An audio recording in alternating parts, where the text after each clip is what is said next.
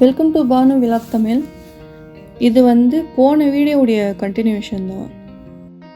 போன வீடியோவில் நம்ம பார்த்தது பீட்ஸ் வச்சு ஸ்டெம், ஃப்ளவர், லீஃப் இதுக்கெல்லாம் எம்போஸ்ட் ஃபில்லிங் ஸ்டிச் எப்படி போடுறதுன்னு பார்த்தோம். இந்த வீடியோவில் நான் ஜரி த்ரெட்டை வச்சு அந்த பண்ண டிசைன்ஸ்க்கு எல்லாம் இதுக்கும் இன்னும் கொஞ்சம் என்ஹான்ஸ் பண்ணி இன்னும் அழகாக காட்டுறதுக்கு நான் செயின் ஸ்டிச் போட்டு ஃபினிஷ் பண்ணலாம் அப்படின்னு சொல்லிட்டு முடிவெடுத்து பண்ணேன். நான் பண்ணக்குள்ளே தான் தெரிஞ்சது, ஒரு லைன் மட்டும் போட்டப்போ அந்தளவுக்கு கிளியராக தெரியலை. உண்மையாக சொல்லணுன்னா அந்த பீட்ஸ் தான் நல்லா எம்போஸ்டாக தெரிஞ்சது, இன்னும் நல்லா அழகாக தெரிஞ்சது. சரி நம்ம இன்னும் ஒரு 2 லைனாக போடுவோம் அப்படின்னு சொல்லிட்டு நான் செயின் ஸ்டிச்சே 2 லைனாக போட்டு பண்ணினேன். ஸோ அந்த ஒர்க் இன்னும் அழகாக காட்டுச்சு. அந்த இதை இந்த வீடியோவில் பாருங்கள்.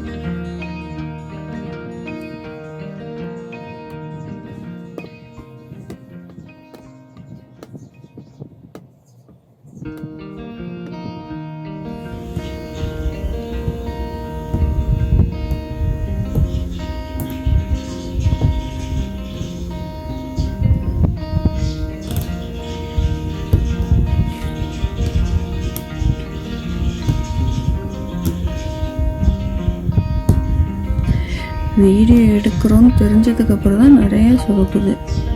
மைண்ட் செட் ஆகிடும் போது வீடியோ எடுக்கிறோன்னா ஒழுங்காக வர மாட்டேங்குது, பதட்டமாக ஆயிடுதுன்னு நினைக்கிறேன். மற்ற நேரத்தில் கடகடன்னு போகிறது. Camera conscious.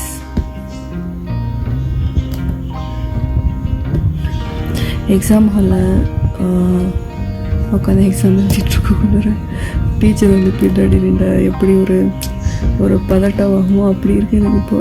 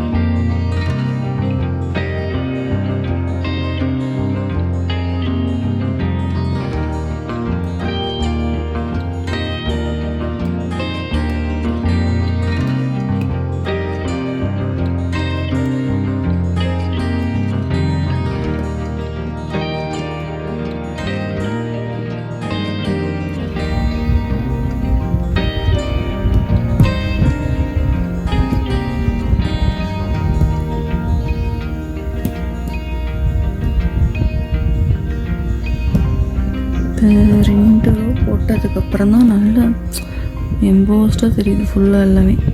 இந்த அழகாக அதை எடுத்து கட்டுது. அதுலேயும் இந்த கருப்பு கலர் கிளாத்துக்கு அதுக்கும் இந்த கோல்டு கலர் பயங்கரமாக என்ஹான்ஸாக இருக்குது.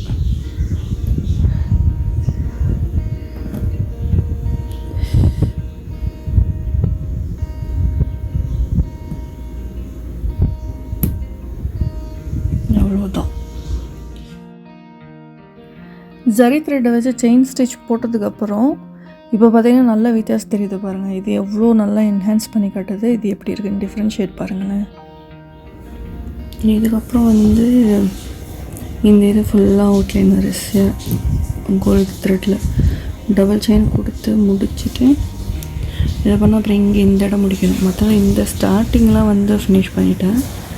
இதை முடிச்சுட்டு யோசிக்கிறேன் இங்கே என்ன கொடுக்குறது, ஃப்ரெஞ்ச் நாட் கொடுக்குறதா இல்லை பீட்ஸு கான்ட்ராஸ்ட்டாக ஒயிட் கலரு இல்லை சாண்டல் கலரு இல்லை டல் கோல்டு கலர்லேயே வந்து ஏதாவது பீட்ஸ் இங்கே கொடுக்கலாமா அப்படின்னு யோசனையாக இருக்குது. ஒன்ஸ் இது ஃபினிஷ் பண்ணுவோம். எல்லாம் நம்ம க்ரியேட்டிவிட்டி தான். வந்து எப்படி நம்மளுக்கு வேணுமோ அப்பப்போ தோணும் திடீர்னு அதை அப்படியே அப்ளை பண்ணிடணும். அது அழகாக இருக்கும். நம்மளுடைய க்ரியேட்டிவிட்டி தான் இதெல்லாம். இப்படி தான் பண்ணணும் இல்லை. ஒரு விஷயத்தை பார்க்குறோன்னா நமக்கு பிடிச்ச மாதிரி பண்ணிக்கலாம். இப்போ என்னென்னா வந்து பீடு வந்து செதர்னா என்ன மாதிரி டிசைன் இருக்கும் அது மாதிரி போட போகிறேன். பீடு வந்து கொட்டி கீழே கொட்டிய செதர்னாக்க எப்படி இருக்குமோ அதே டிசைனாக ட்ரை பண்ணி பார்ப்போம்.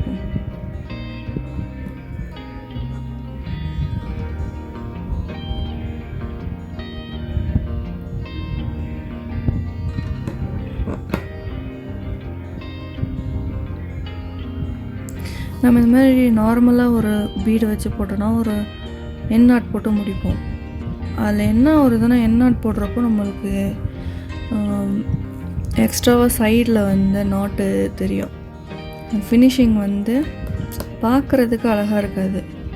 அதனால் வேண்டி இப்படியும் வந்து லாக் ஸ்டிச் போடலாம், நாட்டு போடலாம். நம்ம வந்து இது மாதிரி பண்ணிட்டா இதுவும் கலண்டு விழுகாது.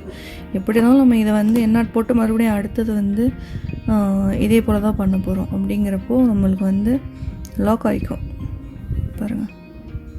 பண்ணிவிட்டு தட்ஸ் இட்.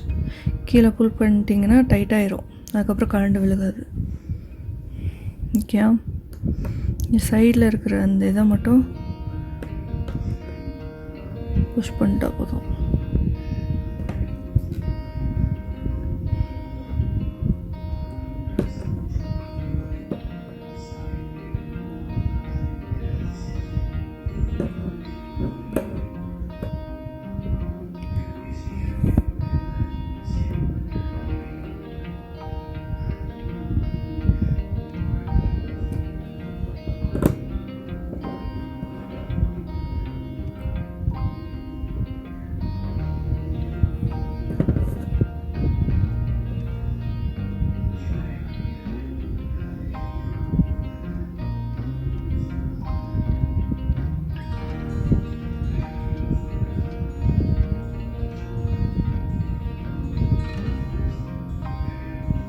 நாட்டு வந்துடுச்சு.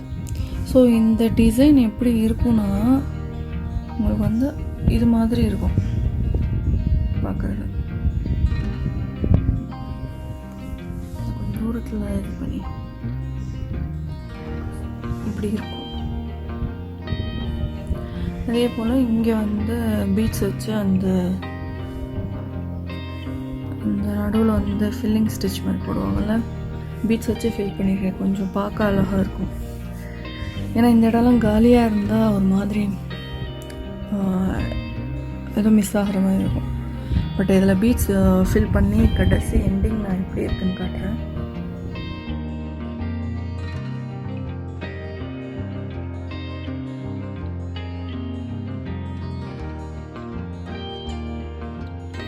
இந்த டிசைன் வந்து ஃபினிஷிங் வந்து இப்படி தான் இருக்கும். உங்களுக்கு இந்த வீடியோ பிடிக்கும்னு நினைக்கிறேன். இந்த வீடியோ பிடிச்சதுன்னா என் சேனலுக்கு லைக் பண்ணுங்கள், என் சேனலை சப்ஸ்கிரைப் பண்ணுங்கள், அப்படியே பெல் ஐக்கானை தட்டி விட்டுட்டு உங்கள் ஃப்ரெண்ட்ஸ்க்கு வந்து ஷேர் பண்ணி விடுங்க என்னோடய சேனலை. தேங்க்யூ.